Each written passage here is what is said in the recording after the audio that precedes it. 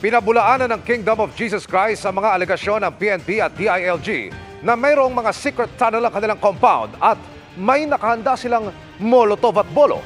Kinwestiyon din ng religious group ang mabababang pagpapalipad ng PNP ng mga helicopter na ikinasira umano ng solar panel sa kanilang compound.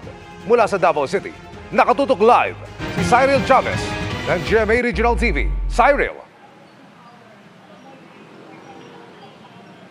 Emil, ngayong ikapitong araw na pagsisilbi ng arrest warrants laban kay Pastor Apollo Quiboloy at iba pang akusado, nakaalerto pa rin ang mga miyembro ng Kingdom of Jesus Christ dahil sa patuloy na presensya ng kapulisan.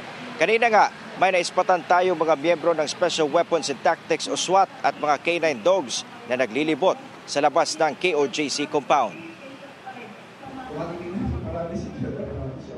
Ang mga pahayag ni Interior Secretary Benhur Abalos Jr. na may sikretong lagusan mula sa katedral ng kanilang compound patungo sa umano'y kwarto ni Pastor Apollo Quiboloy.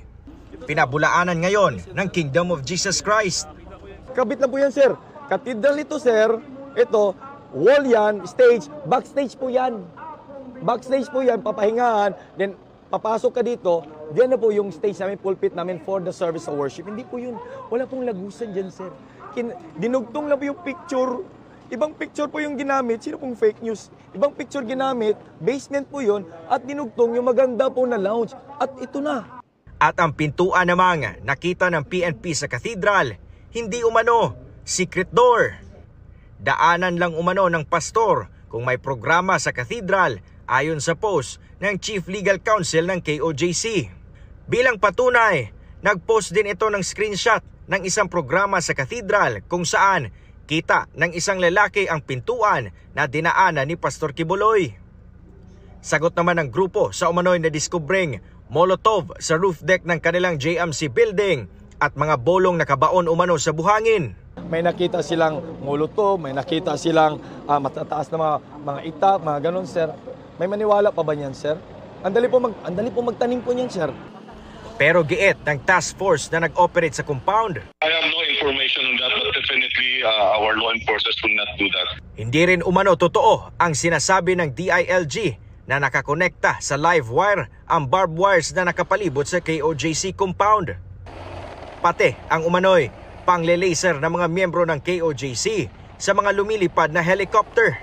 That is an allegation that remains an allegation. Note that there is an overwhelming presence of PNP officers inside the KOJC compound. They are practically in control of the KOJC compound. Dahil namataan umano ang mga police mobile sa labas ng Glory Mountain sa Barangay Tamayong ng Davao City kahapon. At nakita naman ang mga police mobile paakyat sa Tamayong ngayong hapon, sabi ng KOJC. This proves one thing, no? They are really engaged in a fishing expedition. They do not have probable cause, no, and they do not have personal knowledge that Pastor Apollo Quiboloy is inside the compound of KOJC.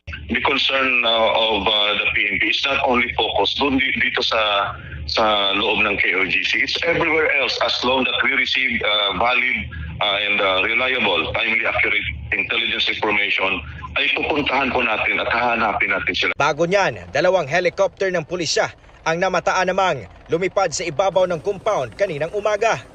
Ang isa, sobrang baba umano ang lipad at halos dumikit sa Jose Maria College ng KOJC. Hanggang mahulog ang solar panel ng eskwelahan. We are writing a demand letter for them to explain why they had to do it. It was done to harass. And as a consequence, the solar panels were destroyed.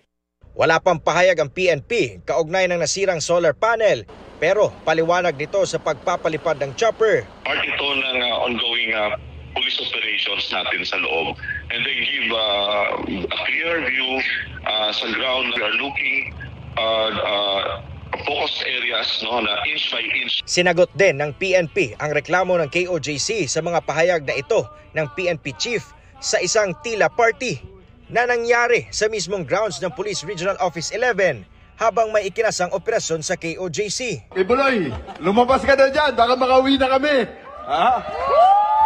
Pagod na nga kami sa'yo. Maybe that is their concept of happiness. Maybe their concept of harassing the members of Kingdom of Jesus Christ and partying about it. Giit ng PNP, fellowship nila ito na ginawa para pataasin ang moral ng pulisya. Yan ang parte ng aming police customs and traditions. Pag kami po ay napapagod sa aming trabaho, mayroong pumapalit sa mga napapagod at yung mga napapagod ay nagpapahinga ay nagpe-fellowship po kami.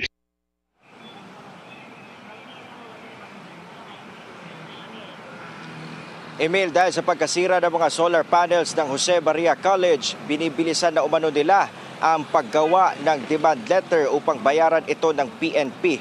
Patuloy rin ang grupo na naninindigan na wala umano sa Kingdom of Jesus Christ compound ang pastor. Emil. Maraming salamat, Cyril Chavez ng GMA Regional TV. Nanindigan naman ang PNP na hindi aalis sa Kingdom of Jesus Christ compound hanggang hindi na-inspeksyon ang bawat sulok nito. Nakatutok si Marisol Abduraman. Matapos ang 7 araw na pananatili ng mga pulis sa compound ng Kingdom of Jesus Christ sa Davao City, halos kalahati pa lang daw ng lugar ang na-inspeksyon ng PNP. At ayon sa kanila, hindi sila aalis hanggang hindi nahahalughog ang buong 30 ektaryang KOJC compound. Nagtatagal daw ang kanilang operasyon dahil hindi basta-basta ang target area. We are looking at an underground facility na made up of thick stones, thick metals at napakatigas po ng mga yan. So itong underground facility was built and made to withstand any man-made calamity or even natural made disasters. Meron daw silang nadidetect na heartbeat sa underground. Not one, not two, but as to the number po ay definitely mo there are movements underground at yun po yung ating ngayong tinitignan po. Hinahanap ng PNP si KOJC founder Apollo Kibuloy para ihain ang warrant of arrest para sa kasong qualified human trafficking and child abuse. Nauna nang pinabulaanan ng KOJC na nagtatago si Kibuloy sa kanilang compound.